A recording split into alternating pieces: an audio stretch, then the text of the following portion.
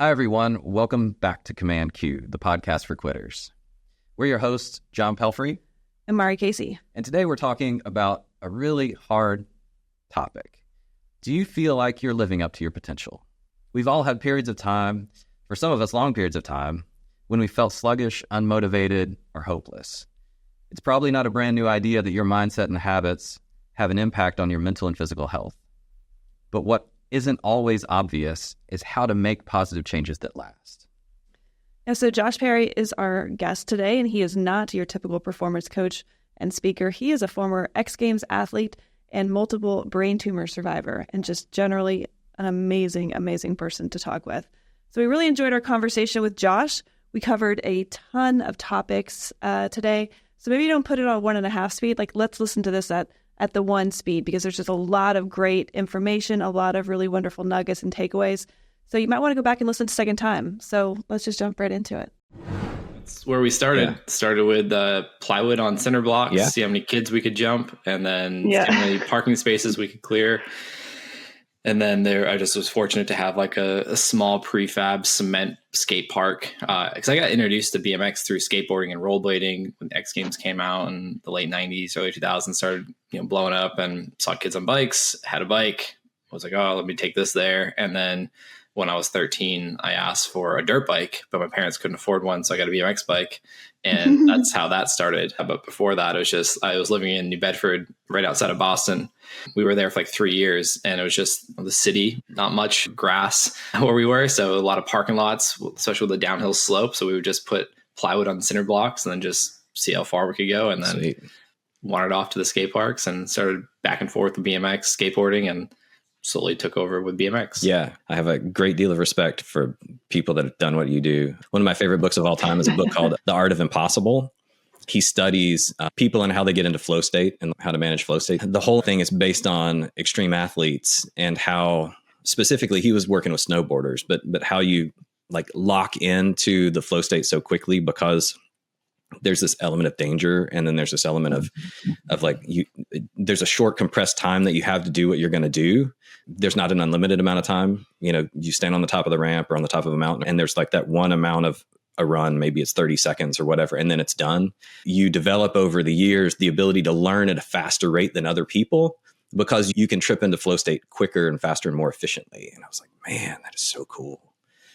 You ever relate to that? So I still haven't dove into flow state in terms of studying it. The first time I had heard of it consciously, it was in 2017. I was actually on stage for Dave Asprey's book tour. He invited me to do an on-stage podcast in front of an audience in a theater, and he asked me about flow. And I was like, I don't really know what that is. So what I've come to realize is the gifts of ADHD allows me to just lock in and focus on things I'm very passionate about, excited about, and strategically ignore other things that I am not interested in, which has its downfalls in school.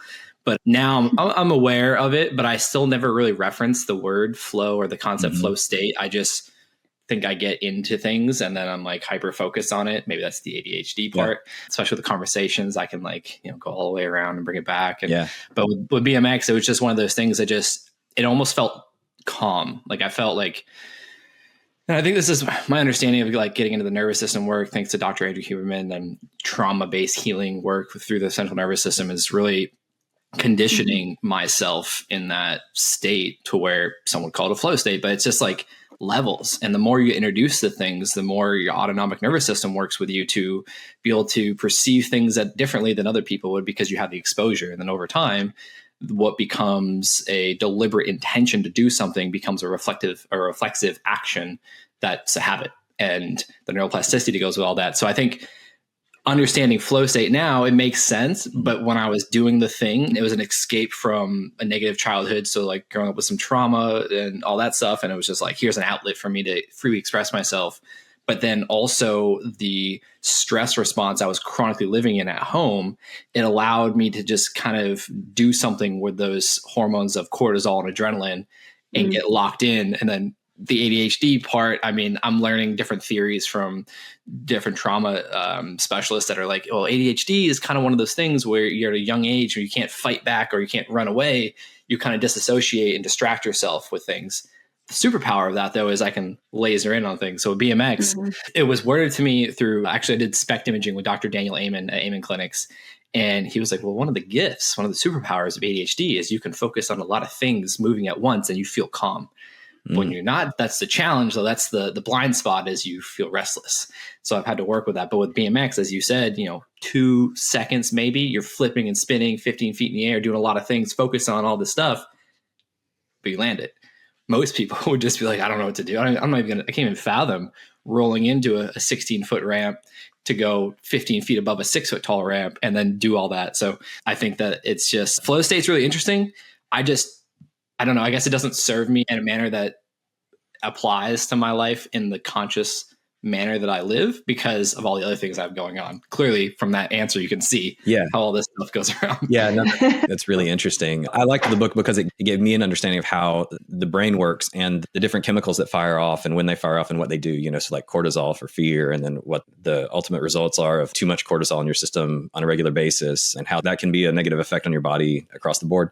When you're in that flow state, it's really like a combination of all of the good chemicals, but you get that high feeling. So you get your norepinephrine and you get your dopamine hit. You get all this stuff like rushed in really, really quickly. I thought that was really fascinating. Yeah, we refer to it as getting free drugs from action sports. The brain is creating them. And that's one of the downfalls of when you leave the sport. I went through this personally, was for 2 years, I was depressed. Yeah.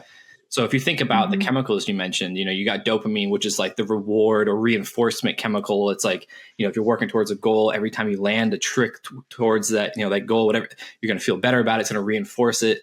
And then you got the norepinephrine. No, how do you say it again? Norepinephrine. Epinephrine. Yeah. That's like the chemical in the brain's version of adrenaline. Adrenaline's in the body. So it's the alertness chemical. And then you got acetylcholine, which also helps, the neurons attach, which is a part of neuroplasticity. So it creates all these things. So when you're in that state and you have these things in serotonin, like you have all these things working together, it reinforces these neural pathways, and it just becomes a part of who you are. And I listened to Dr. Huberman on Rogan's podcast a little while ago, and he was talking about like the different people's nervous systems, whether it be artists or, martial art or action sports athletes. And it's so fascinating because that's really, if we can understand, like you said, you read this book, you better understood yourself and how to apply it. Yeah. That's the ultimate goal of learning, is like, how do we integrate the learning into our lives to get the response and the reality that we want to experience? And then how can we help other people move forward? Like, that's my purpose in life now. But leaving BMX, it was like, all these free drugs are gone, because it started out with, at home, just a little bit of context, an abusive stepfather, mentally, emotionally, physically. And so having this chronic cortisol and adrenaline running through my body and then finding an outlet that was BMX, it affirmed my reality, but it also was a healthy outlet. Now I'm exploring that in therapy. It was like all my modalities were adaptive rather than being hooked on drugs or alcohol. Like, it's pretty common with people that have gone through what I've been through. I found adaptive responses. But then when I left BMX, I wasn't getting those hits that my body, the cells were so used to. I was addicted to the stress response. And I was like, I don't know what to do with myself anymore. And that was a whole journey of realizing a year and a half later. My wife was like, you're depressed. And I was like, no, I just don't feel like doing anything anymore. I just want to lay in bed. I'm not depressed, though. She's like, that's depression. And I was like, oh, okay. Right. So I was just creating that awareness, and then I could move forward. But that was a challenge. A lot of action sports athletes go through that. It's like, I'm not getting these chemicals to my body anymore. And then they go and find other ways to get it. And that's the body's job of doing its best to create a homeostasis environment. But we know those types of things could be harmful. Yeah. So what happened after your wife said, hey, you're depressed? And, what drove you to getting better and starting to figure this stuff out for you? Where did that come? I mean, obviously there was an impetus from her to do it, but then there had to have been a trigger for you to go, oh yeah, I need to go get myself looked at or checked out. So 2 things. One, I just naturally, being a curious person and a nerd of neuroscience and metabolic health and all these things, I'd already been working with Dr. Amen and other doctors and just getting tests done, learning about myself. But during the pandemic, it was January 2020, I decided to stop riding altogether. I haven't ridden my bike since then. So the pandemic happened 2 months later. And it was throughout that time where she had mentioned like, oh no, you're depressed. And I was like, oh, okay. I finally accepted that. I had hired a coach. The best way to describe it is like, she was mindset and a business coach. So it was like for coaches, that's who she worked with, was other coaches, but she brought the neurolinguistic programming aspect of that. So like all about mindset, emotions, and all those things. So it was this perfect combination of me leading myself and manifesting my own problem to then my wife helping me create the awareness of like, this is what's going on. And I had already been unconsciously putting the tools in place to have the support. And that's what it was. Like that's the thing that helped me, was having this coach to hold me accountable, helping me figure out what was the thing for me to do moving forward. But what it came down to granularly was understanding I put so much of my identity into what I did. And so I know the nature of your podcast is quitting things. And so what I had to learn, and I articulate it this way now, but back then it wasn't, I had to quit being that person. Jim Carrey, in interviews, I got really into listening to him explain these things, because he was talking about when he was going through depression, he realized it was just his body telling him he needed deep rest from playing the avatar that he was known for and other people perceived him to be. He didn't need to live up to that person anymore because it wasn't aligned with who he believed he was and his values. And that's what I was going through. My values had shifted, and that's why I stopped riding 2 months prior to that. And all my priorities started shifting, but I was left with, who am I? So ironically, I took BMX away from myself to figure out who I am without BMX attached to my name. But at the same time, it created this gap within me that I didn't know who I was. I didn't know what to do anymore. And so I had to figure all those things out, create different systems of plugging in, and learned how my brain works, and started lifting and started playing golf, and started lifting more intentionally and all these different things to ultimately figure out who I am at my core is what allowed me to do that thing at the level people deemed extraordinary. I can take all those traits and I can put it into other areas. Yeah. So speaking became a natural shift away from BMX in terms of performance, along with lifting in the gym and golf. All three of them have a near zero chance I'm going to get a concussion or break a leg for the most part. Well, but I can still get some of those neurochemicals, those free drugs, but in a safer manner. So that's just a combination of all the things that went into helping me get to where I am today, and creating the confidence I have of who I am, because I'm continuing to learn who I am at a central nervous system standpoint, but also an identity and values.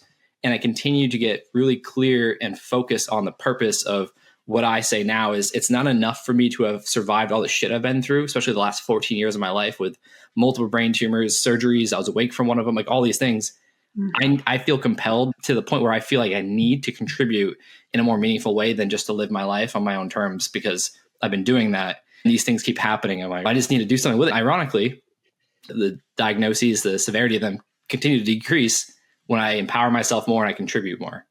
Oh, I want to highlight what you said right there, because I think that's like a really cool distinction that, John and I, working with self-employed folks, we see a lot where it's like, you have to really quit who you were to become who you will be next. You can't live in both worlds. And it's like, it is that scary jump between my previous self life, what I identified as, or how I identified with work, to like what I could become. It's like, you really kind of have to step off and the bridge will appear. It's like when you're living in both places, and the first part is a struggle, because anytime you do something new or begin a new thing, you're learning a new skill, and there's always some fumbling and there's always some failure, and it becomes too easy to go back to that previous self. So I think like that distinction is so powerful that you really have to quit that person to become who you are in the future, to move forward and keep progressing.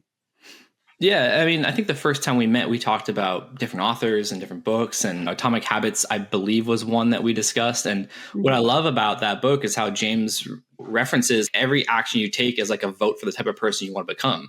So if you want to change your reality, you have to change who you are that matches the reality that you want to experience to become that type of person. So therefore, the roadmap just unfolds. I'm doing these things. I need to do things differently. That's aligned or congruent with where I want to go.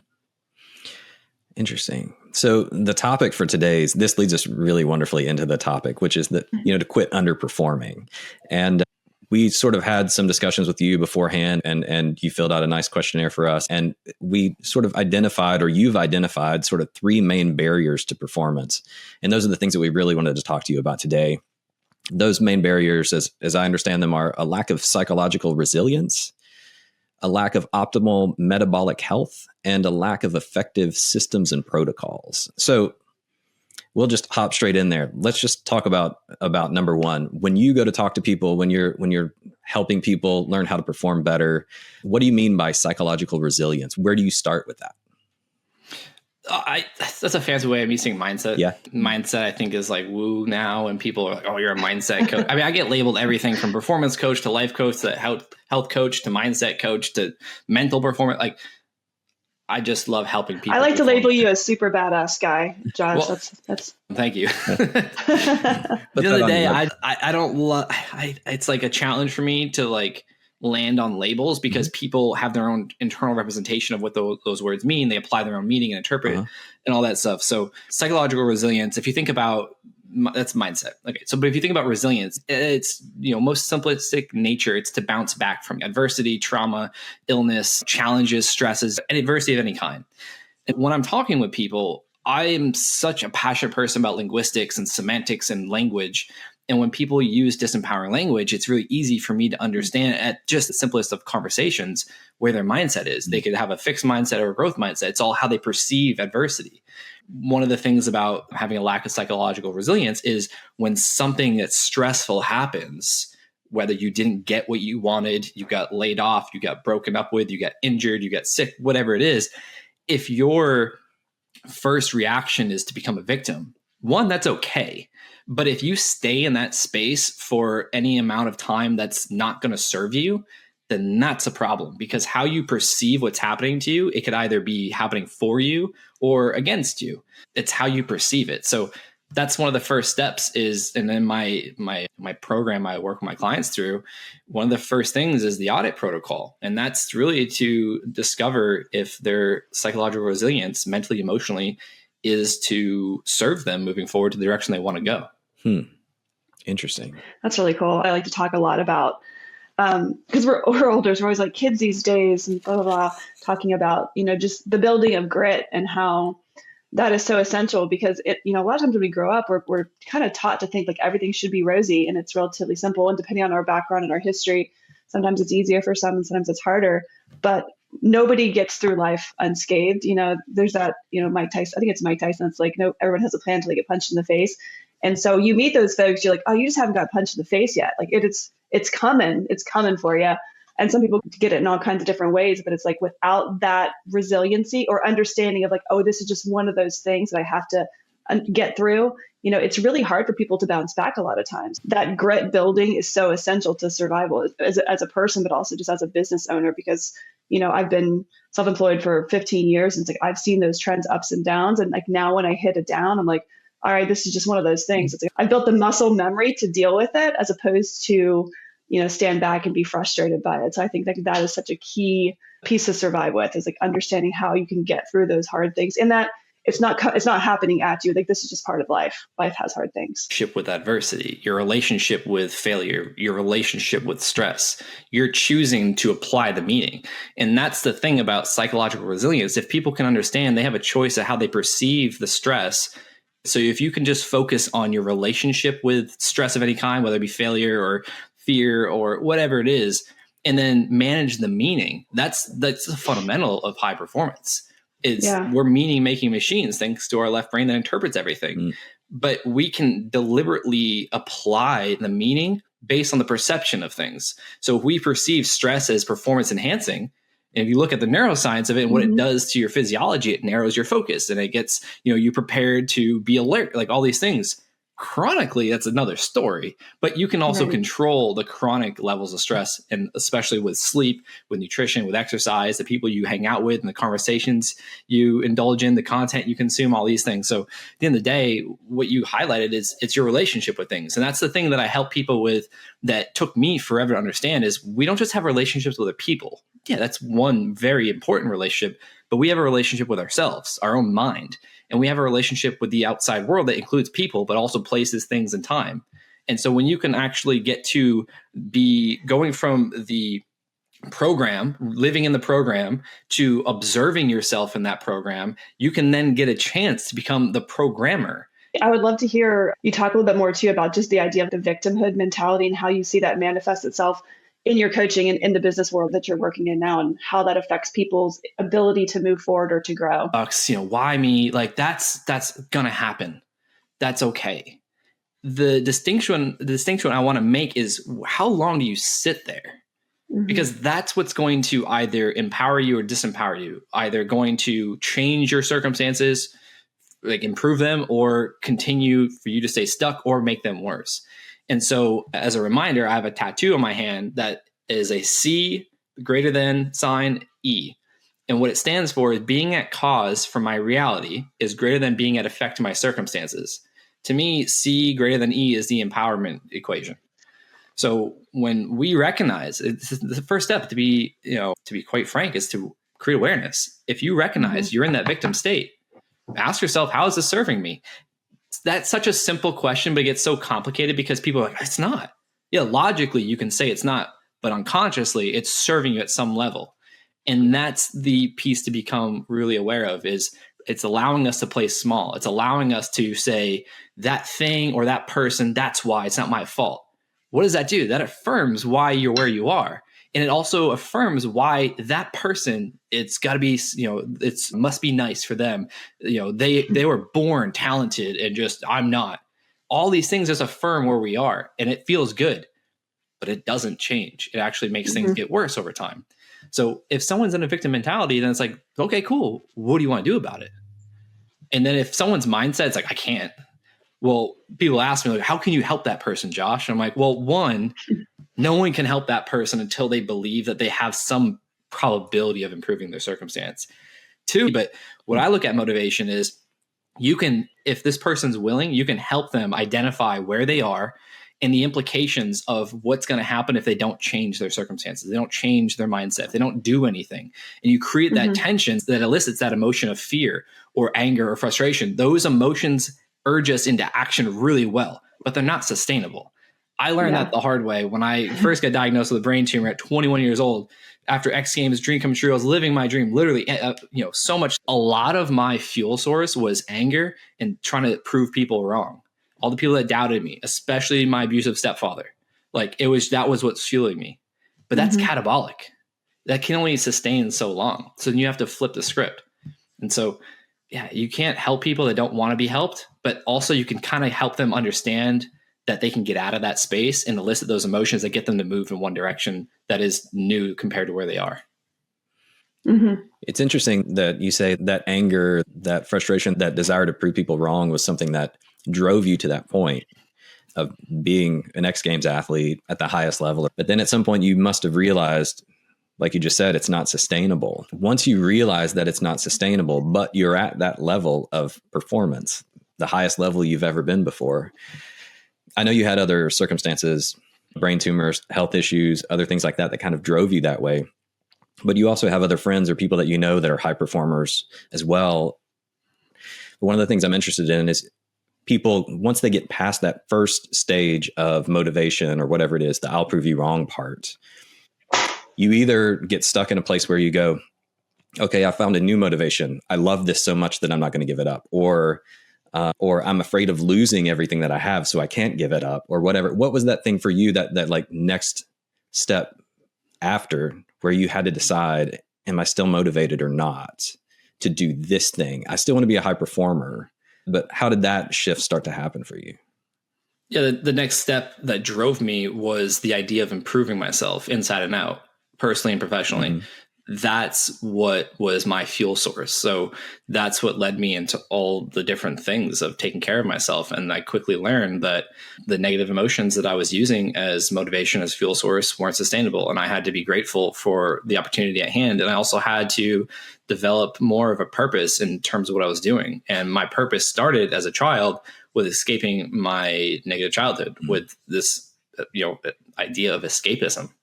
And then it led me to success. And then I quickly learned that that's not sustainable with the first brain tumor diagnosis. So after that, it was just like the fear of, I got so close to dying in my mind, and I had to go through a life or death surgery, literally to have a chance at living.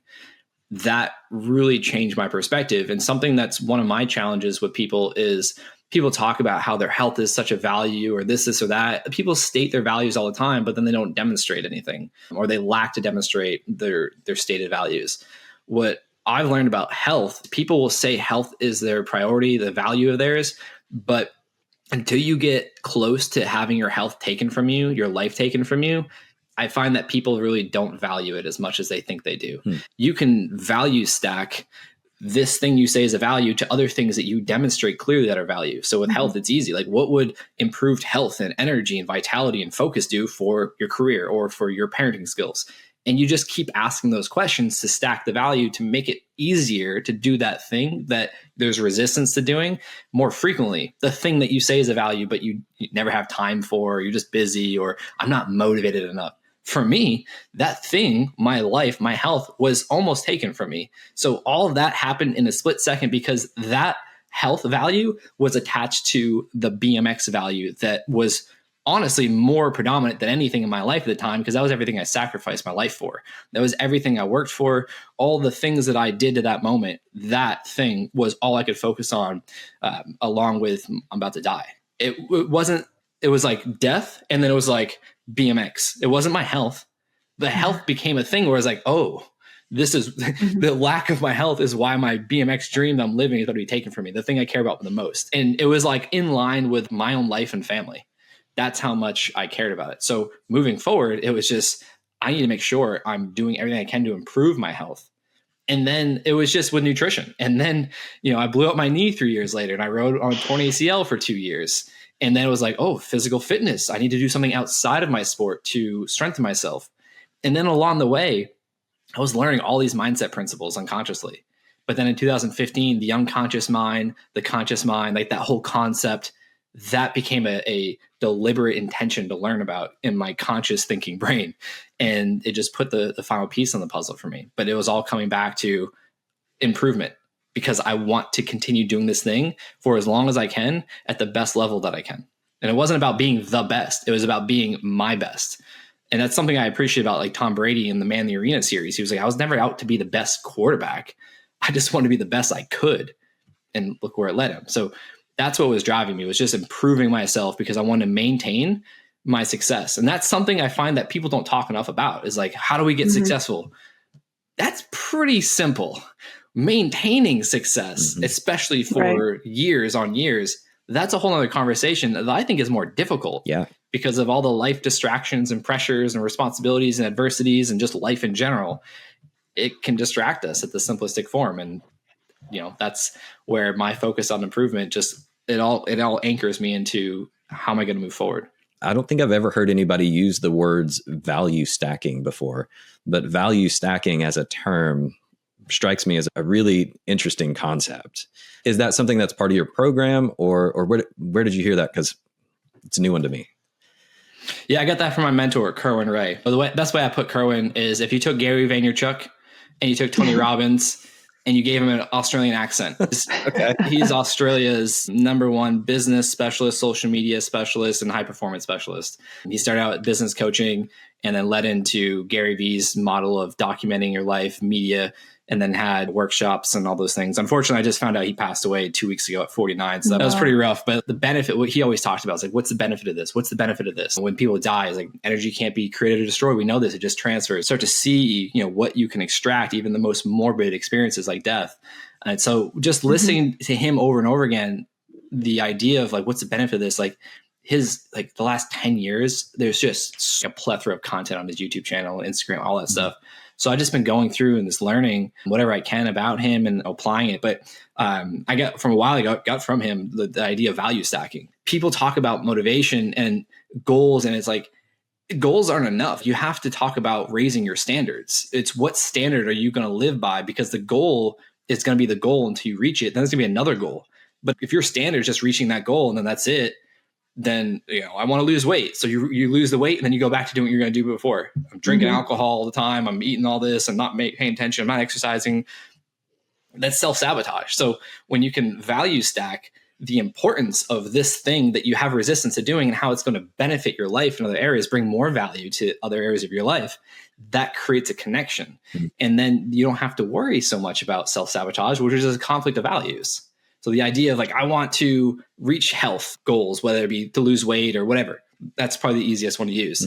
If you have an unconscious value that's at play, that's, I want to enjoy my life. And that's what a lot of people say is like, I'm going to drink alcohol to decompress. that's not what's happening. You're just escaping your problems and they don't go away. They just come back later on.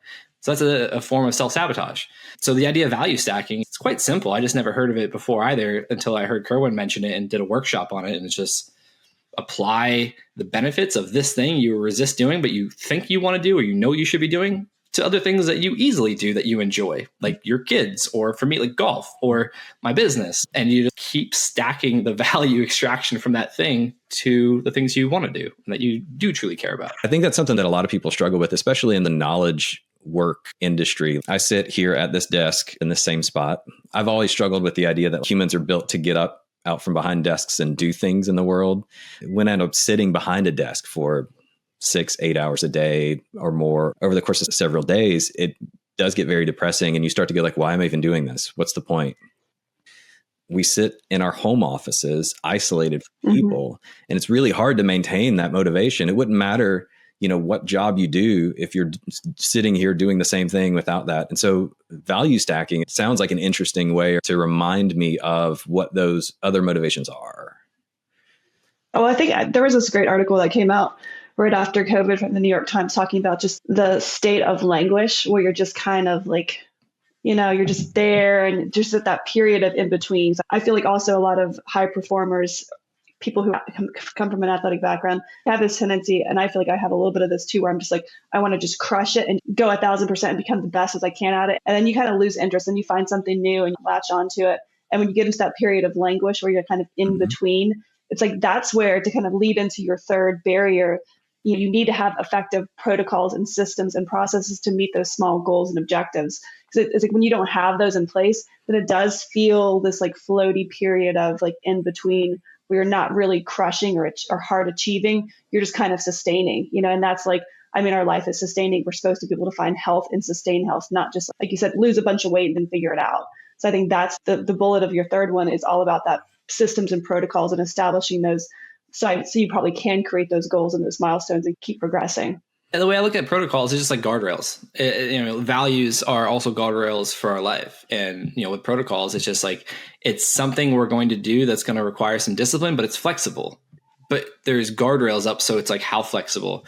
And the idea of discipline is something that a friend of mine shared this concept of. He's like, all right, so if you think of discipline as like a coin, there's two sides. You got one side that's discipline. You got the other side that's restraint. So to be disciplined to something, you have to restrain doing things. So to be successful at things, you have to sacrifice things. We all know these concepts, but it's about applying those concepts. So systems, it's just, what systems do you have in place to reminding you what's important to you? What system do you have in place for demonstrating the things that are valuable to you? And the most simple system that I like to use is just, if something's important to me, I sit down once a week and I do a 45 to 60-minute block to plan out the week ahead. So I figured out what was best for me. But that's a system in place. It's like, here are my values. My health is the first one, because everything else on that list depends on my health and how I show up. So what am I going to do for that? Okay, well, I'm going to, every day, a daily task will be sleep. So sleep is non-negotiable for me for the most part, more times than not a week, which ends up being like 5 or 6 nights a week for me. I'm in bed before 10. I'm up around 6:30. I have some past with concussions and brain tumor surgeries, so I need a little bit more sleep than the average 7-hour person. But also, if you think about bedtime, that doesn't equate to sleep time. And using a Whoop strap for about 3 years now, I see that. So that's a daily thing. Another daily thing is protein consumption. I focus on protein. If I know if I'm getting my protein in, I'm tracking that. The other macronutrients are going to be right there. Not to say I don't indulge from time to time, but the other thing is weekly. 4 days a week. I moved from 5 to 4 once I moved back here to North Carolina and focused on the business. I'm lifting in the gym. I have a very specific plan, which that could be another system. I have a coach who gave me this plan, so I follow it. But that's just with my health. And that's just 3 components. That's sleep, nutrition, and exercise. But the main point of this system is I block time once a week to plan those things the next week. For me, sleep's always going to be the same. Exercise is always going to be the same morning block. So that's simple. That's just, I get it done. It's like, all right, well, what's next on your value list? My wife. So we have intentional days of the week where we spend most of our mornings together because we work out together, do coffee and breakfast after. So that's already in play. But then after, it's like, all right, let's go on a date night this week. And then we have our Sunday morning hiking ritual. So these are just examples of like how you can apply a scheduling system to make sure you demonstrate your values. And when I say values, I think it's quite clear, but it's not just a value statement. Like, I value honesty, so I demonstrate honesty in my life. No, I value my health. I value my relationships. I value my business. I value, and these are mine, golf, like those things. It's the things we enjoy, we feel called to participate in. And so a simple system is just, using the calendar, block it out. People have a lot of resistance to that. My wife's one of them. But the more she's gotten into the idea of it and how it actually helps, it's like, oh, the obstacle is the way. The Stoicism philosophy. The thing I want to do is bound by the resistance of the thing I am not wanting to do. So discipline equals freedom. It becomes very apparent. Right. Well, and I think too, it's that I always say, like, what doesn't get scheduled doesn't get done. I think John brought this up. I think it's a Laird Hamilton quote. That's like, we're majority water, so we're going to follow the path of least resistance. So if we don't put those discipline markers in place, things are going to fill in, right? It's like when you buy a house that's too big, you fill it full of furniture you don't need. It's like your day will fill in the cracks if you don't schedule out the things that are really important to you. And I think that's so critical and so valuable to remember. Health should be a large part of that, and that's mental health and physical health.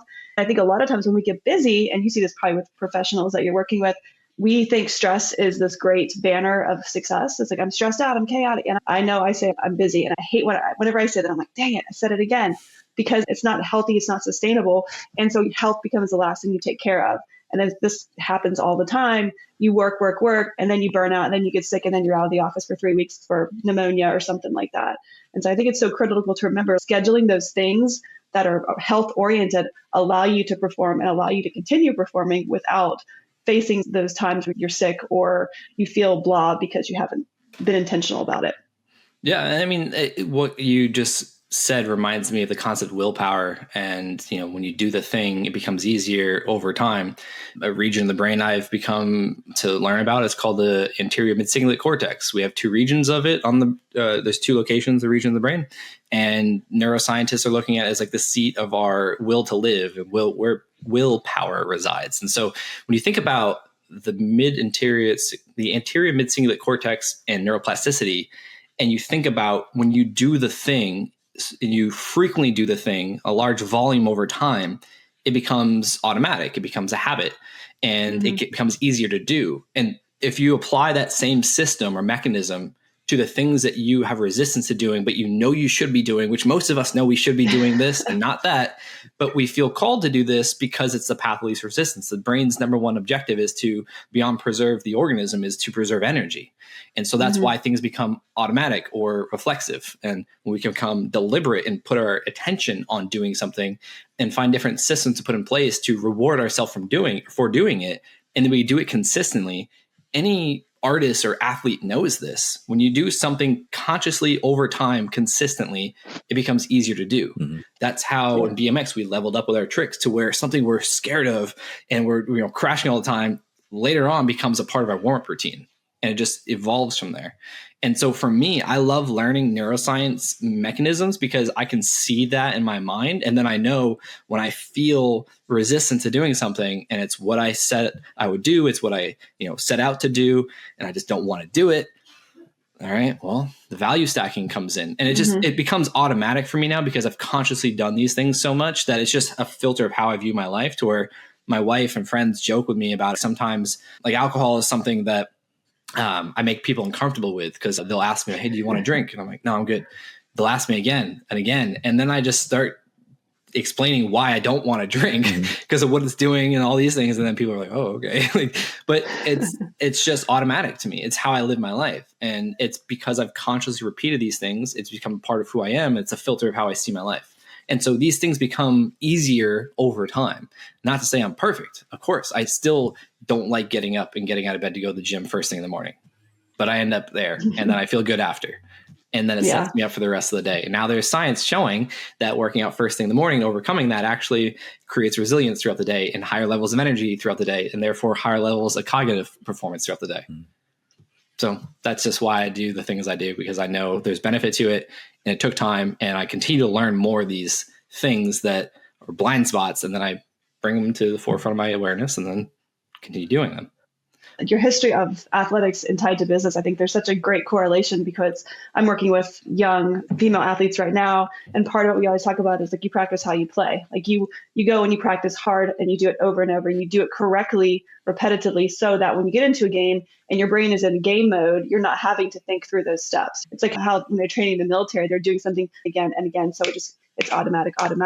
And I think there's so much of that in business with scheduling and understanding what your why is. Like you get that in there. So it kind of ingrained into your operating process. And so you're not having to think about every single piece of it. It's just automatic. It's the more we can apply those things that we're doing in athletics and high performance to high performance in business, I think it's like such a close tie because the situations are similar, right? You're stressed during a game, you're stressed in a business meeting, or you're stressed in a calendar. And I think there's similar reactive nature in both places. Yeah. And the business concept is interesting because there's mission statements, there's the purpose of why the business exists, and people are aware of it. But over time, they start to forget because of the stressors of day-to-day life and the pressures and the responsibilities and the time constraints. A simple system to have in place is a quarterly review or a monthly review of the simple mission statement. Referencing Kerwin again, something he talks about is daily huddles, just a quick 3-minute, here are my goals for the day, and here's the value I'm going to demonstrate today. And they just do a little team circle and everyone shares. The weekly and then a monthly, quarterly. The other thing about business and just career life in general, professional life, is you think about how much people are competing in the sense of business, if you take that angle, versus professional athletes. Yeah. Professional athletes compete maybe 5% of their time. The majority of their time, they're training and they're resting, they're recovering, and they're not burning out. They love what they do, their values are there, and they're preparing. And then they compete with people in business, whether you're an entrepreneur or you are a doctor, an executive, or whatever, you're mostly competing. And my job, I'm trying to change the language and the mindset around, well, people are burning out, not because they're overworked, it's because they're under-recovered and or they're not aligned with their value system. A lot of conversations I have, people will talk about, I'm just getting burnt out. And I'm like, well, do you enjoy what you're doing? They're like, yeah, but these things. And so we get through it. And it's just like all these other variables that aren't a part of their value systems aren't being applied. When before the same project with a different team that demonstrated those values, they were great. They were fueled.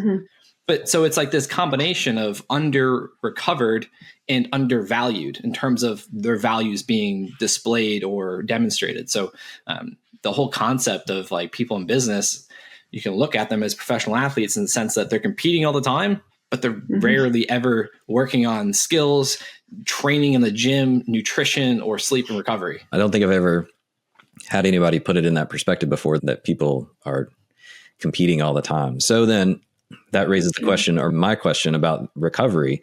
If I'm an athlete and I understand recovery involves sleep, it involves good diet, it involves warm up and cool down. There are rest days. There's like all these different things that you can do. And there's a lot of science behind recovery for an athlete. What does an average worker who sits behind a desk think? How should we be looking at recovery? Starts with sleep. Sleep consistency, meaning a 30-minute window, give or take 15, 20, 30, whatever that is, of like, let's say you go to bed at 10, you wake up at 6, a 30-minute window of those bed and wake times, 5 days a week, more times than not of the week. Starts with sleep, because sleep's what helps with emotional regulation, helps with memory, helps with processing new information and embedding learnings, all these things. And then after sleep, you can look at nutrition or you can look at exercise, specifically resistance training. 3 days minimum a week, 30 minutes to start with. There's that. And then nutrition. Are you being mindful of what you're consuming? The number one macronutrient that people need to be aware of is protein, because the average adult female only gets 64 grams of protein, and that is abysmal. And men are about the same. I don't remember the exact average. I only know the women's average because Dr. Gabrielle Lyon, who's a female MD, spoke about this. Her practice is focused on muscle-centric medicine, not getting jacked and like losing your neck because your traps are so big, but like actually skeletal muscle mass and the importance of it. Yeah. And so that's where that statistic came from. Most people in America, they're overweight and obese, and most people in America don't exercise at all. So when you think about that combination, and then you think about people that say, oh, I'm skinny. The thing that's going on there that's alarming is their muscle to fat mass ratio is out of whack, meaning they don't have a large amount of, let's say, fat mass, but they also don't have a sufficient amount of muscle mass. And that affects your immune system, that affects your brain, your mental and emotional health, all those things. So sleep, because we already talked about that, protein intake, resistance training. Now, when it comes to the day-to-day, someone that sits at a desk, 90-minute alarms or 120-minute alarms, if you can't do 90 minutes, get up. Do a 3-minute walk, a 5-minute walk. I think it was Microsoft did a study showing how taking a 5 to 10 minute break between meetings, I forget if it was blood flow activity, but they showed, I think it was fMRIs, but they did brain scans of some sort, and they showed how regions of the brain were changing in terms of where the energy, the focus, blood flow, and all that was going. And I forget the scale, but you can look it up. They show how much it improves in between meetings if you're not taking back-to-back meetings. You're getting up, you're moving around, maybe you do a quick little body scan meditation or an NSDR non-sleep deep rest protocol, something like that. But those are just simple things you can get up and just rejuvenate capacity for cognitive and emotional resources. That actually reminded me of this. I used to have this on my desk and I don't anymore. I need to get it back again. I think what you're speaking about is called the ultradian rhythm.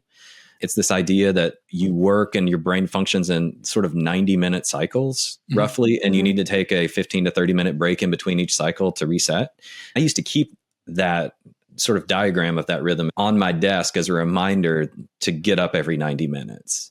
I did feel more productive when I did that. So going to bring that one back. And hydration is another key one. Yeah. And not just water, electrolytes. Yeah. People forget that there's two components of hydration, and you need sodium. That's like the most important electrolyte, and then magnesium, potassium chloride, all those things. But most people don't drink enough water, and they don't. We're big pro electrolyte folks. That's been an amazing part of. I'm 45, and so I've been really leaning heavily into more muscle focused training and things like that. And balance, honestly, balance has been huge. I'm not balanced, as I'm realizing, but it's been really good to work on. But adding electrolytes, sleep so much better. I tell a lot of women I know who are my age are having trouble sleeping. I'm like, you need to add electrolytes and not sugar, salt. You need that in your water. And they've done it. And it's been such a huge life-changing thing. And I'm like, it should always be part of what you're doing. Yeah. If you think about electrolytes, they're electrical signaling molecules, and our nerve cells are electricity. Like that's what's communicating. And so we're electrical beings in the most scientific non-woo sense. So when people are deficient in these supporting molecules, they wonder why their brain isn't working well and they have brain fog. And I mean, I've had clients I would tell them to go take like a quarter teaspoon salt shot, just water real quick if they have a headache. And like, oh, I feel so much better. That's crazy. That's dehydrated. Your brain's suffering. Yeah. So, a pumpkin spice latte is not going to help you right now. Sorry. Yeah. That's so you've brought up so many different things for me, just all of it from I've had a habit now for, I don't know, I can't remember how long. I eat the same breakfast every morning, and I've done it for forever and ever and ever. And the goal was originally it came from the Tim Ferriss book, The 4-Hour Body. And he talked a lot about 30 grams of protein within 30 minutes of waking up in the morning and what that does for your body to get it going. I'm 100% believer in it. And that's what I do every morning is eggs, Greek yogurt, whatever. And we could talk about sort of the benefits of exercise all day long. Maari and I talk about it all the time. I coach tennis. I teach tennis. I go to a trainer once a week. The one thing that you recommend that I don't do well is I don't sleep well. And that's one thing that I've got to, I mean, that's your first thing. And that's the most fundamental thing, I think. But definitely a big fan and agree with sort of what you're saying about the high protein diet, the feelings that you get, the energy that you gain. My trainer encouraged me to double my protein intake. And then once I did, it completely changed the way that I felt just in general. And it helped get rid of a bunch of little nagging injuries that I had, things that I just couldn't get over, like my knee and some other stuff. So there's so much to that. It's really interesting and appreciate you sharing that. Bringing this back to the business side of this, before we get to our lightning round, which is our short little questions here. Do you have any recommendations or some takeaways? We've talked about sleep. We've talked about metabolic health. We've talked about establishing routines and protocols. Outside of sleep, if we were to say the listener needs to leave this conversation with one thing that can really change their perspective on the motivation side, the performance and motivation side, what can I do to increase my performance, increase my motivation, even a small thing that I can change on a daily basis. Like for me, the reminder about the 90-minute cycle was one that I'm like, okay, I got to put that back in my everyday. Mm-hmm. Yeah. Well, you're saying that motivates you? Well, it's partly that it motivates me, but it's almost a protocol that I can put in place. I think it's a protocol that I used to have that I'd completely forgotten about until this conversation, honestly. Okay. And it used to be one that I did regularly. I was sort of religious about 90 minutes and get up and go take a break.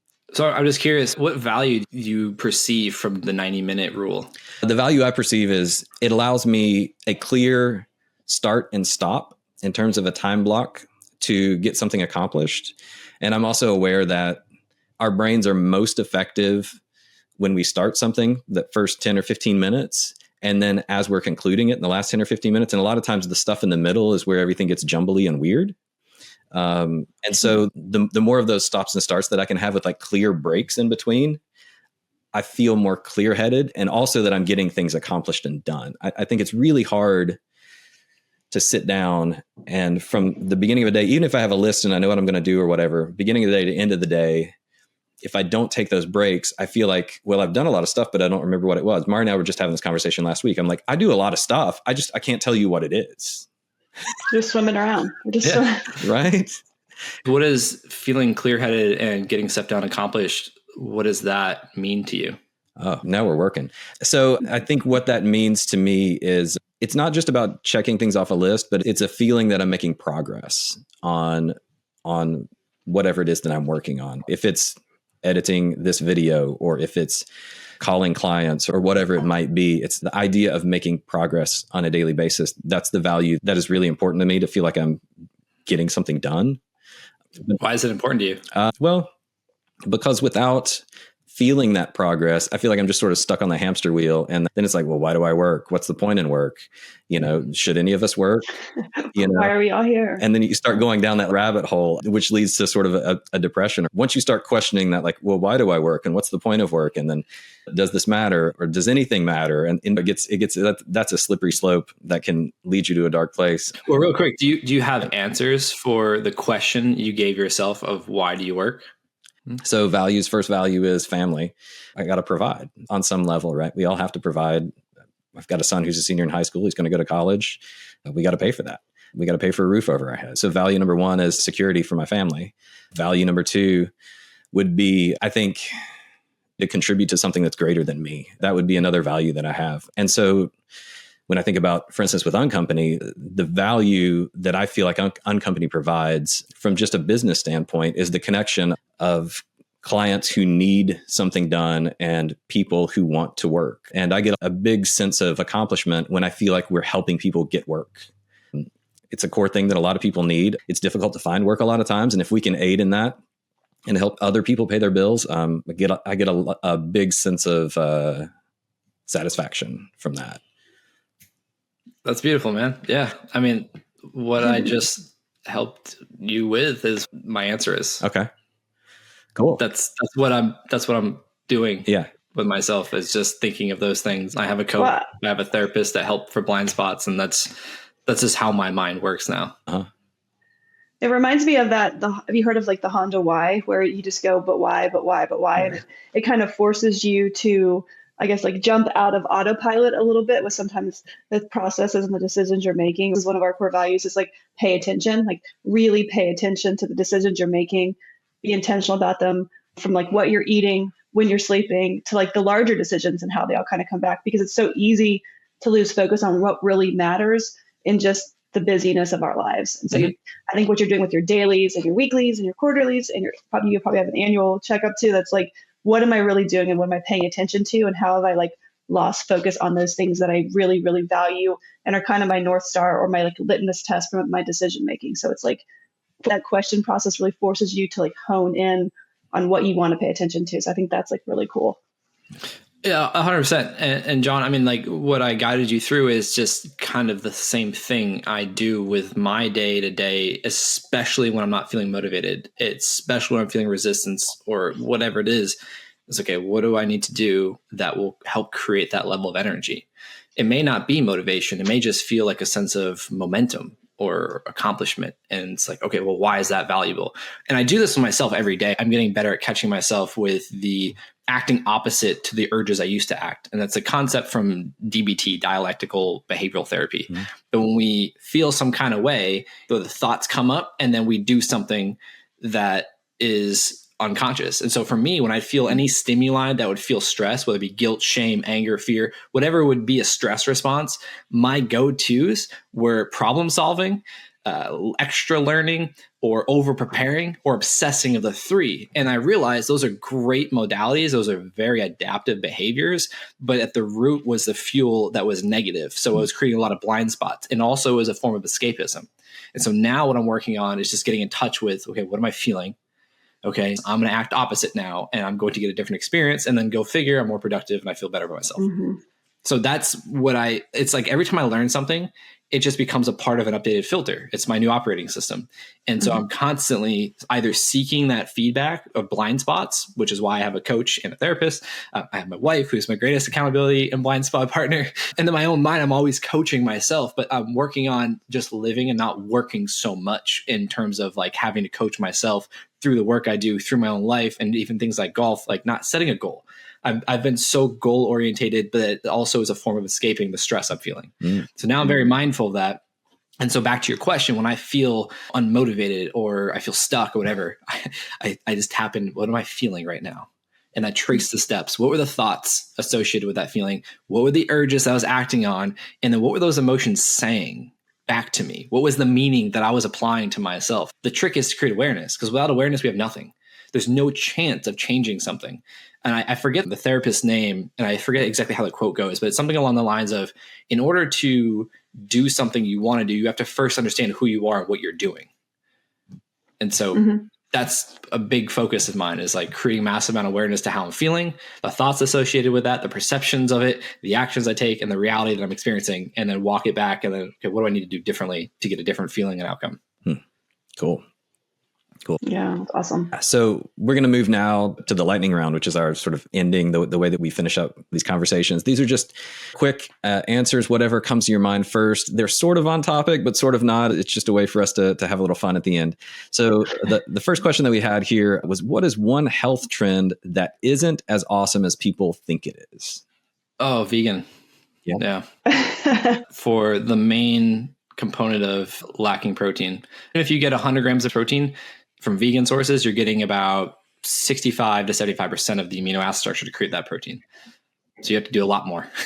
Wow. It's possible, but that's a very misunderstood concept that being vegan is healthy. Being carnivore. Well, it's interesting because we were talking, I think you and I talked about this too, with just like brain health. And I grew up in the 80s and 90s when there was the big boom of like no fat, low fat, plastic fat, like all that stuff. And just, my mom passed away with early onset dementia at like 60. She was diagnosed when she was 56. And, I remember all of our parents going through that phase of like, it's not, there's no real butter. It's, pretend eggs, like all the fear around the idea of fat. And now there's all this study coming out, like we need fat. Our body is made up of, our brains have fat, and we need to have healthy fats. And I always just wonder, like, that side effect of that thinking of no fat, low fat, and how detrimental it is. Because like protein, like we need animal protein. We need protein in our bodies. We need fat in our bodies. And we're starting to take those out, this idea of like super health. And it's really so destructive for generations. Yeah. So question number 2, do you believe in cheat days, and what do you do on vacation? So I don't frame it as cheat days. I just frame it as just a choice. Yeah. The way I live my life is, more times than not, I'm eating the way I talk about, but that includes indulging from time to time. But I don't make it a habit. When I'm on vacation, it's a little bit more challenging because I'm not at the convenience of my fridge and what I put in there, and then I can cook things.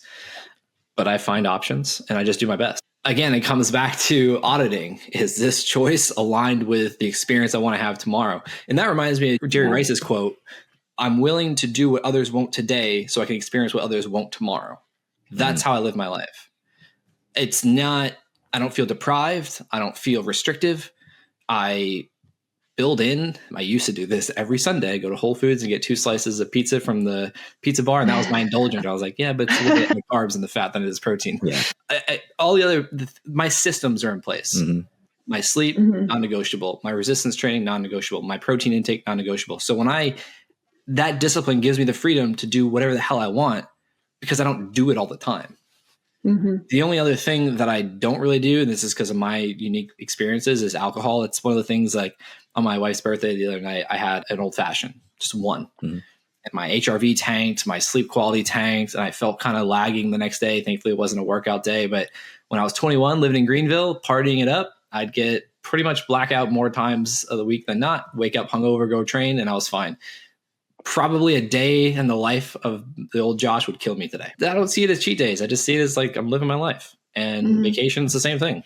Because I don't feel good eating those foods anymore. They taste good, but especially if it's day after day, like I feel like garbage. That's not good for performance. It's really hard when you travel too, just because your options are, like you said, you don't have your refrigerator. You know, you're in the airport. Your options are what's at the airport, which most of the time isn't all that great. Well, that leads into another system preparation. And you can still find protein, but it maybe is not as clean as what you would have at home. A quick little tip: Dr. Peter Attia, who's like my favorite to study under metabolic health, him and the founders of RX Bar created a new protein bar called David, and it's 150 calories, 28 grams of protein, and no sugar.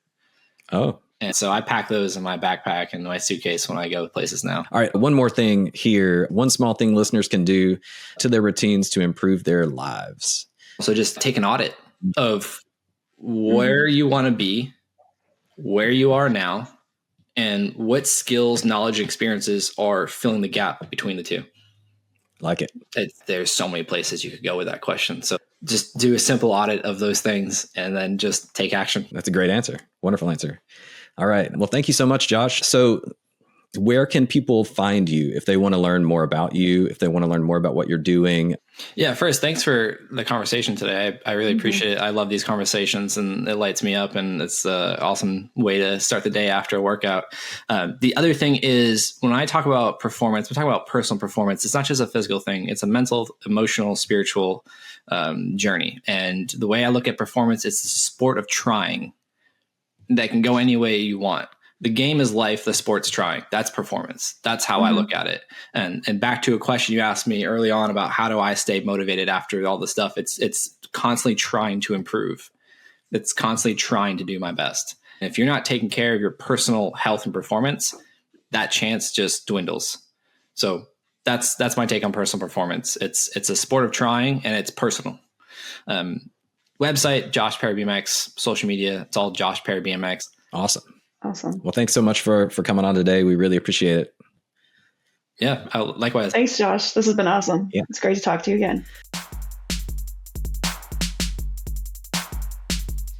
All right. So that was a really fascinating, interesting conversation with Josh. Wow, man, he is just a wealth of information. Yeah, and it goes by so fast. Yeah, it does. We were already talking. We were like, we got to end this, but we could just sit around and dive into any of those little nuggets that he shared probably for days, for years even. Yeah. We're definitely going to have him back on the show, I think, just to dig in more deeply into some of the things that we hit on. It was a lot of fun, but I'm also a little tired, even though it's been a few days since we've actually recorded it. So now we're gonna hop into our, like, what are we quitting? What are we starting? What did we learn? What are our takeaways? So Maari, what did you think? Like, what are you going to quit? What are you going to start? Yeah. So my main takeaway is that we have control over how we are performing, but it all has to, like, kind of ladder back and start with what's our why. So why do we care about something or don't care about something? And then are we paying attention to that why? So what are we saying that matters to us? And then are the actions that we are living daily actually laddering back to the real reason? So if we say, like, we really care about health and wellness and all those things, but then we're chugging beers every single night, those two do not line up. So I think that was my main takeaway, is really understand and grasp what is your why behind what you're doing, whether it's work, whether it's health, whether it's activities, whether it's relationships. And then how are you manifesting that daily? Because if those two things don't match up, then obviously you're going to underperform because you're not aligned, like, holistically. So I thought that was a really key takeaway for him. Yeah. For me, I mean, there were so many, but one was actually, he reminded me of something that I used to do. So I'm going to quit sitting at my desk for long periods of time without taking breaks. This was something that I used to keep a little a little thing on my desk that would remind me of the ultradian rhythm, which is this rhythm in your body. It's a smaller cycle than your circadian rhythm. And it really is how your mind works and functions over the course of a day, especially a work day, when we're all in that sort of, knowledge, mental work, sitting at a computer. We forget to take breaks. When our body gets physically tired, it signals to us, hey, I'm thirsty. Hey, my muscles hurt. I should take a break and sit down. But when our mind gets tired, we tend to just plow through it. Like, oh, it's not that big of a deal. I'm just going to sit here, get another cup of coffee and just, and keep going.